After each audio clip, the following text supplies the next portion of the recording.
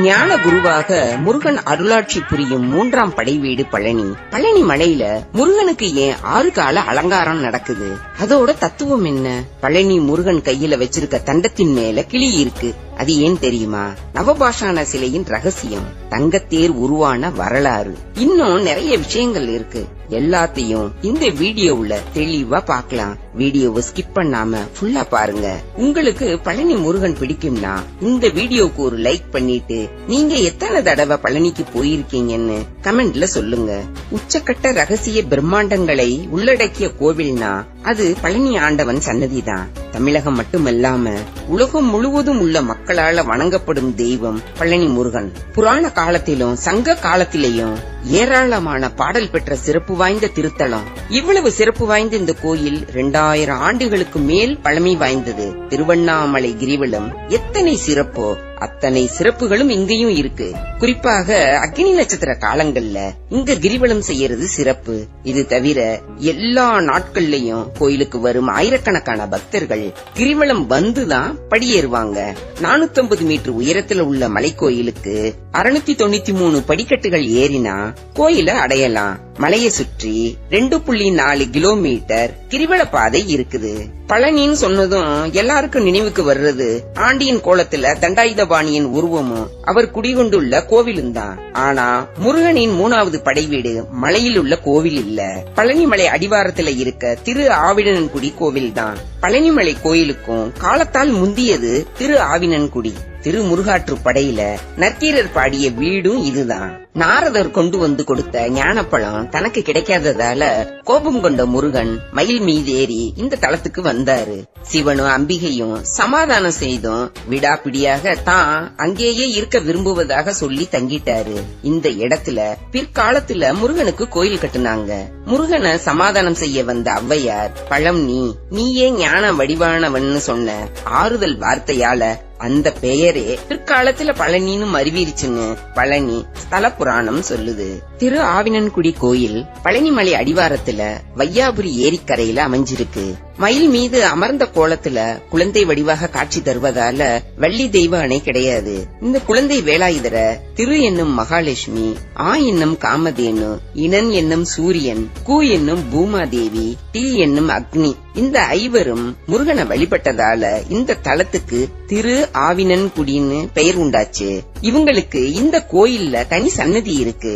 சரி, மலை மீதுள்ள தண்டாயுதபாணி திருக்கோயில் எப்போ உண்டாச்சுங்கிற கேள்வி பலருக்கும் வரும். இதுக்கும் ஒரு கதை உண்டு. பொதிகை மலையில வந்து தங்கிய அகத்திய முனிவர் தனது சீடரான இடும்பாசுரனை கைலைக்கு போய் அங்க முருகப்பெருமானுக்குரிய கந்த மலையில சிவசக்தி சொரூபமான சிவகிரி சக்திகிரிங்கிற 2 சிகரங்களையும் தன்னோட வழிபாட்டிற்காக கொண்டு வரும்படி சொன்னாரு.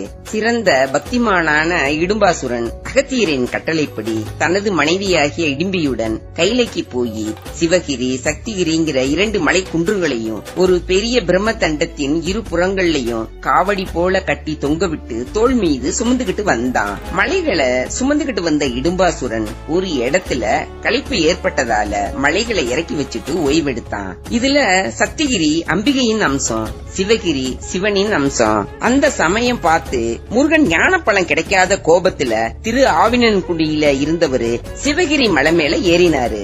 ஓய்வெடுத்த பின்னாடி மறுபடியும் மலைகளை தூக்க முயற்சி செய்தான் இடும்பன். ஆனா தூக்க முடியல.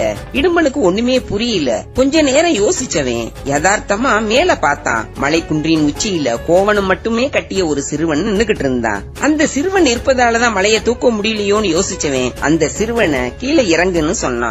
ஆனா அந்த சிறுவனும் இடும்பாசுரன் தூக்கி வந்த மலைக்குன்று தனக்கே உரியுதுன்னு உரிமை கொண்டாடுனா. இடும்பனுக்கு கோபம் வந்துருச்சு. சிறுவனை தாக்கினா. பிறகு முடியாம இறந்து போயிட்டான். இடும்பனின் மனைவியான இடும்பியும் அகத்திய முனிவரும் அங்க வேகமா வந்து முருகன்ட்ட வேண்டி கேட்டாங்க. அவர்களுக்காக சிறுவனாக வந்த முருகப்பெருமான் மனம் இறங்கி வீழ்ந்த இடும்பாசுரனை உயிர்ப்பித்தாரு. இடும்பனது குரு பக்தியை மெச்சிய முருகப்பெருமான் அன்று முதல் இடும்பனுக்கு தனது காவல் தெய்வமாக விளங்கும் பெயரை அளித்ததோட இடும்பனை போல சந்தனம், பால், புஷ்பம், பன்னீர் போன்ற பொருட்களை எல்லாம் காவடி எடுத்து அழைத்து தன் சன்னதிக்கு வருவோருக்கு அருள் செய்வதாக அருளினார். முருகனுக்கு காவடி எடுக்கும் முறை இந்த கோவில்ல தான் உருவானது. அது முதல் முருகன் கோவில்கள்ல காவடி செலுத்தும் வழக்கம் ஏற்பட்டுச்சு. இடும்பாசுரன் கொண்டு வந்த மலை அங்கேயே நிரந்தரமாக வைக்கப்பட்டது. அந்த மலை தான் இப்ப இருக்க பழனி மலை. இதனாலதான் பழனி மலை மேல முருகனை வழிபட போறவங்க முதல்ல மலை பாதையில இருக்க இடும்பன் சன்னதியில வணங்கிட்டு போறாங்க. பழனிக்கு போய் முழு பலனும் பெறணும்னா முதல்ல திரு ஆவினன்குடி போய் வணங்கிட்டு இடும்பனை வணங்கிட்டு அடுத்து பாத விநாயகரை வணங்கிட்டு அதற்கு பிறகுதான் மலை மேல இருக்கும் தண்டாயுதபாணிய தரிசனம் செய்யணும். திரு ஆவினன்குடி கோயிலின் வடகிழக்குல கொஞ்ச தூரத்துல சரவண பொய்கை இருக்கு. பழனி முருகனை தரிசனம் செய்ய வர்றவங்க இந்த பொய்கையில குளிச்சுட்டு போறாங்க. இவர் சிவனின் அம்சம் என்பதால இவரது கருவறை சுவற்றுல கோஷ்டத்துல தட்சிணாமூர்த்தி, பிரகாரத்துல பைரவர், சண்டிகேஸ்வரரும் இருக்காங்க. பழனிக்கு போறவங்க முதல்ல இங்கிருந்து 4 கிலோமீட்டர் தூரத்தில் உள்ள பெரிய ஆவுடையார தரிசனம் பண்ணிட்டு அப்புறம் பெரிய நாயகியையும் அடுத்து மலை அடிவாரத்துல இருக்க திரு ஆவினன்குடி குழந்தை வேலாயுதரையும் வணங்கின பின்னாடிதான் மலைக்கோவில் தண்டாயுதபாணிய வணங்கணுங்கிறது ஐதீகம். இங்குள்ள முருகப்பெருமான தரிசிக்க மகாவிஷ்ணு, சிவபெருமான், இந்திரன் போன்றோர் வந்ததாக சொல்றார் நற்கீரர். சங்ககால புலவரான நற்கீரரும் பிற்காலத்தவரான அருணகிரிநாதரும் திரு ஆவினன்குடி முருகனை குறித்து 12 திருப்புகழ் பாடல்கள் பாடியிருக்காங்க. அகத்தியர் இங்க தவம் இருந்து முருகனிடம் தமிழ் இலக்கணம் பயின்றதாக புராணங்கள் கூறுது. பழனிமலை மூலவர் சிலை நவபாஷாணத்தால ஆனது. இந்த சிலை 3 அடி 3 அங்குலம் இருக்கு. பீடத்தையும் சேர்த்து 5 அடி இருக்கு. இந்த சிலைய போகர் சித்தர் பிரதிஷ்டை செய்தாரு. முருகன் சிலை சராசரி வெப்பத்தை விட அதிக வெப்பநிலையில இருக்கு. இத குளிர்விக்கத்தான் 6 கால பூஜை செய்யறாங்க. கையில தண்டத்துடன் ஆண்டி கோலத்துல இருப்பதால தண்டாயுதபாணின் பெயர் பெற்ற மூலவருக்கு 4 விதமான பொருட்கள் மட்டும்தான் அபிஷேகத்துக்கு பயன்படுத்துறாங்க. நல்லெண்ணெய், பஞ்சாமிர்தம், சந்தனம், விபூதி. இதோட மார்கழி மாதத்துல மட்டும் பன்னீர் பயன்படுத்துறாங்க. சந்தனம், பன்னீர் தவிர மற்ற அனைத்து பொருட்களும் சிரசின் மீது வச்சு உடனடியாக இதை எடுத்துறாங்க. சிரசு விபூதிங்கிறது சித்தர் உத்தரவால பக்தர்களுக்கு பிரசாதமாக கொடுக்கறாங்க. இது கிடைக்கிறது மிக புண்ணியம். இரவு நேரத்துல தண்டாயுதபாணிக்கு வேர்க்குமா, அதனால முருகன் சிலைக்கு இரவு நேரத்துல சந்தன காப்பு சாத்துறது வழக்கம். அப்போ அந்த நவபாசான சிலையிலிருந்து நீர் வெளியேறும். ராத்திரியில சிலைக்கு கீழே ஒரு பாத்திரம் வைப்பாங்க. அந்த நீரை கௌபீன தீர்த்தம்னு சொல்றாங்க. இரவில சாற்றப்படும் சந்தனம் சிலையில உள்ள நீரை உறிஞ்சப்பட்டு அதோட நிறம் பச்சையா மாறி இருக்கும். அத காலையில விஸ்வரூப தரிசனத்தை பார்க்க வரும் பக்தர்களுக்கு பிரசாதமா கொடுப்பாங்க. அதோட கௌபீன தீர்த்தமும் பிரசாதமா கொடுக்கறாங்க. இது சக்தி வாய்ந்த பிரசாதம்னு பக்தர்கள் இப்ப வரைக்கும் வாங்கிட்டு வர்றாங்க. இது எப்பேற்பட்ட நோயாக இருந்தாலும் பூரணமாக குணம் அடையும்ங்கிறது உண்மையான விஷயம். அறிவியலால கண்டுபிடிக்க முடியாத அபரிமிதமான சக்திகள் இந்த உலகத்துல இருந்துதான் வருது. ஒரு நல்ல விஷயத்துக்காக ஆன்மீகமும் தேவை, அறிவியலும் தேவை. வருங்காலத்துல மக்களுக்கு எந்த ஒரு நோய் வந்தாலும் குணப்படுத்தும் மருந்த கண்டறியணும்னு போகர் சித்தர் அவரின் அறிவாலையும் தண்டாயுதபாணியின் அருளாலும் உருவாக்கப்பட்டதுதான் நவபாசான சிலை. நவபாசானங்களுக்கு அபிஷேகம் செய்த பொருட்களை சாப்பிட்டா நோய்கள் தீரும்னு சித்தர்கள் சொல்வதோட பலரின் அசைக்க முடியாத நம்பிக்கையாகவும் இருக்கு. இதை அனுபவித்தவர்களும் ஏராளமானோர். அதனாலதான் எப்போதும் பழனியில பக்தர் கூட்டம் அதிகமா இருக்கு. தண்டாயுதபாணி சிலையில நெற்றியில் ருத்ராட்சம், கண், மூக்கு, வாய், தோள்கள், கை கால் விரல்கள் நிஜத்துல உள்ளது போலவே காட்சியளிக்கும். இந்த சிலையை செய்ய போகர் 9 ஆண்டுகள் எடுத்துக்கொண்டதாகவும் அம்பாள், முருகன், அகத்தியர் ஆகியோரின் உத்தரவுக்கு பிறகு 4448 மூலிகைகளை தேர்வு செய்து 81 சித்தர்கள் நவபாசானம் தயாரித்து போகர் இந்த சிலையை செஞ்சிருக்காரு. தண்டாயுதபாணி சிலைக்கு இடது புறத்துல ஒரு சிறிய மரகதலிங்கம் இருக்கு. ஒரு பெட்டியில ஸ்படிகலிங்கம் ஒண்ணு இருக்கு. இந்த 2 லிங்கத்துக்கும் தண்டாயுதபாணி சிவபூஜை செய்வதாக ஐதீகம். இங்கு முருகப்பெருமான் தனது ஆண்டி கோலத்தின் மூலமும் குன்றின் உச்சியில கோவில் கொண்டிருப்பதன் மூலம் ஒரு உண்மையை போதிக்கிறாரு. ஆனந்தமயமான ஆண்டவனை அடைய வேண்டுமானால் ஆன்மாக்கள் முதல்ல ஆசையை ஒழிக்கணும். ஆசையை ஒழித்த நிலை நீடிக்க வேண்டுமானால் மனதை இறைவனிடம் செலுத்தினால் தான் முடியுங்கிறது தான். அதாவது அனைத்தையும் துறந்தால் கடவுளை அடையலாம்ங்கிறது தான் இதோட தத்துவம். எல்லாருக்கும் ஒரு சந்தேகம் இருக்கு. முருகனை ஆண்டிக்கோலத்துல தரிசனம் பண்ணணுமா இல்ல ராஜ அலங்காரத்துல தரிசனம் பண்ணணுமான்னு. ஆண்டிக்கோலத்துல தரிசனம் பண்ணுனா நம்மளும் ஆண்டியா போயிருவோமோ அப்படின்னு சொல்றாங்க. நம்மளுடைய வாழ்க்கையில கஷ்டங்களுடைய பிடியில இருக்கும்னா கட்டாயமாக ஆண்டிக்கோல தரிசனம் தான் நல்ல மாற்றத்தை கொடுக்கும். பழனி மலையின் அடிப்படையே ஆண்டிக்கோலம் தான். அவருடைய ஆரம்ப காலமே ஆண்டிக்கோல காட்சி தான். எதுவுமே முடியலன்னு கஷ்டத்துல இருக்கிறவங்க திங்கட்கிழமை காலையில 7:30 to 9 மணிக்குள்ள நம்ம முருகனை வழிபடும் போது நமக்கு பிரம்மாண்டமான வாழ்க்கை ஏற்படும். 6 மணிக்கெல்லாம் மலை ஏற ஆரம்பிச்சிருங்க. 7:30 to 9க்குள்ள சாமிய பாத்தரலாம். நமக்கு கஷ்டம் தீர்ந்து நல்ல வாழ்க்கை முருகனோட அருளால கிடைச்ச பிறகு நம்ம பழனிக்கு போய் ராஜ அலங்கார முருகனை தரிசனம் செய்யலாம். இத எனக்கு ஒருத்தர் சொன்னாரு. நான் இது மாதிரி செய்து எனக்கு கிடைச்ச மாற்றத்தாலதான் நான் உங்களுக்கு சொல்றேன். ஒரு மனிதனுடைய பருவ காலத்தை குறித்து உயர்த்தக்கூடிய தன்மைதான் அங்க 6 கால பூஜையா நடக்குது. மற்ற கோவில்கள்ல எல்லாம் 6 கால பூஜை நடக்கும். பழனி மலையில முருகப்பெருமான் 6 அலங்காரத்தோட காட்சி தர்றாரு. அது என்னன்னா மனிதனோட தத்துவத்தை உலகத்துக்கு காட்டத்தான். காலையில 6:30 மணிக்கு விஸ்வரூப தரிசனம். அப்போ ஆண்டிக்கோலத்துல இருப்பாரு.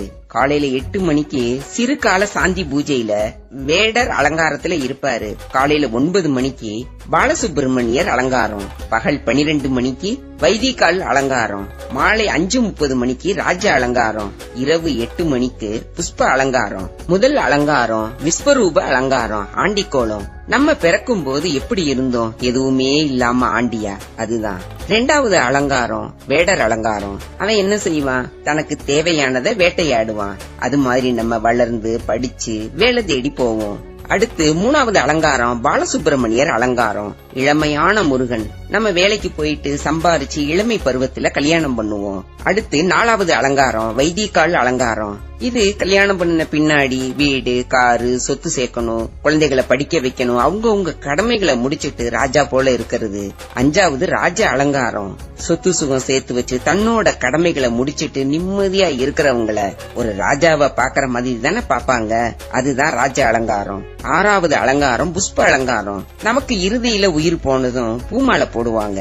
நம்மள தகனம் செய்யும் போது அந்த பூவும் போயிரும்.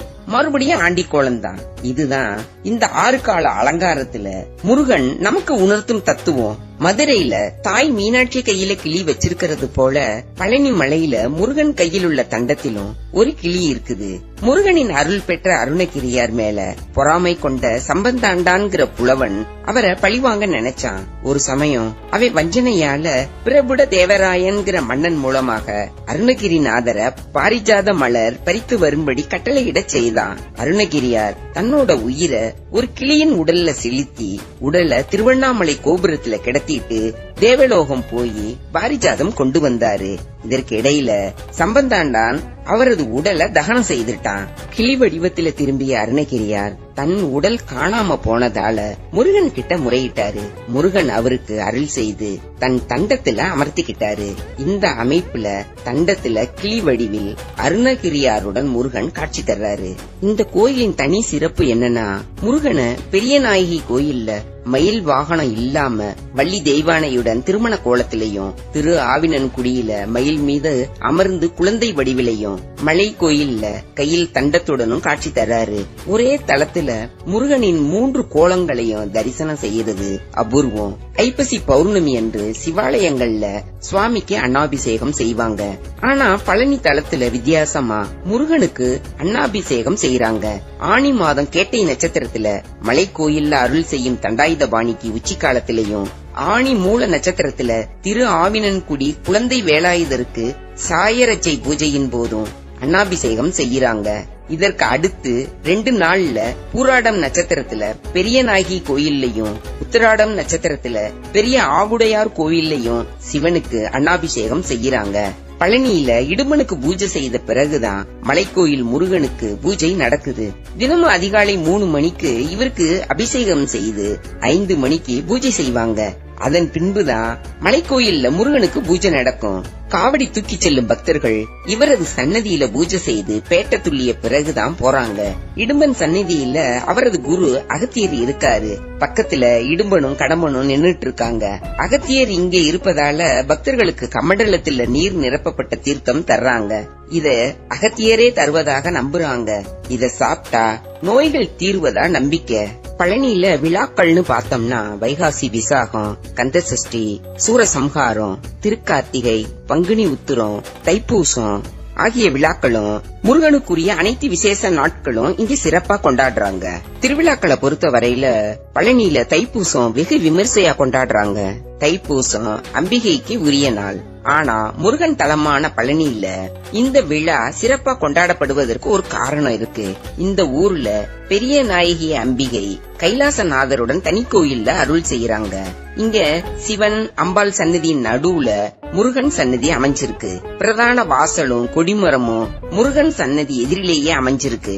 கோயிலுக்குள்ள நுழையறவங்க முதல்ல முருகனையே வழிபட்டாங்க.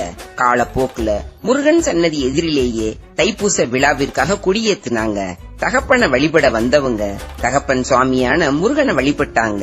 இந்த தலமும் முருகனோட தொடர்புடையதாக அமைஞ்சதுனால காலப்போக்குல முருகனுக்கே தைப்பூச விழா கொண்டாடும் முறை அமைஞ்சிருச்சு. இப்பவும் தைப்பூச விழா பெரிய நாயகி அம்மன் கோயிலேயே நடக்குது. விழாவின் போது இங்குள்ள உற்சவர் முத்துக்குமார சுவாமி தினமும் எழுந்தருளுவாரு. இந்த விழாவின் 7வது நாள் அன்னைக்கு இந்த கோயில்ல இருந்தே தேர் புறப்பட்டு வீதி விழா போகுது. ஏராளமான தொழில் அதிபர்கள் முருகனை தங்களுடைய பங்குதாரராகவே சேர்த்து வியாபாரத்தை தொடங்குறாங்க. தொழில்ல கிடைக்கும் லாபத்துல ஒரு பகுதிய முருகனுக்கு கொடுக்கறத வழக்கமா வச்சிருக்காங்க. தமிழகத்தில் உள்ள கோயில்கள்லேயே தினந்தோறும் தங்கத்தேர் இழுத்தலும் அதன் மூலம் மட்டுமே ஏராளமான வருமானம் கிடைக்கும் கோயில்கள்ல பழனி தான் முதலிடம் வகிக்குது. பழனி முருகன் கோவில்ல தங்கத்தேர் உருவான சுவாரஸ்யமான கதை பலருக்கும் தெரியாத ஒண்ணு. பழனியில நடைபெறும் மிக முக்கியமான வழிபாடுனா தங்கத்தேர் வழிபாடுதான். முதல்ல பழனிமலை கோவில்ல தான் தங்க ரதம் அமைக்கப்பட்டது.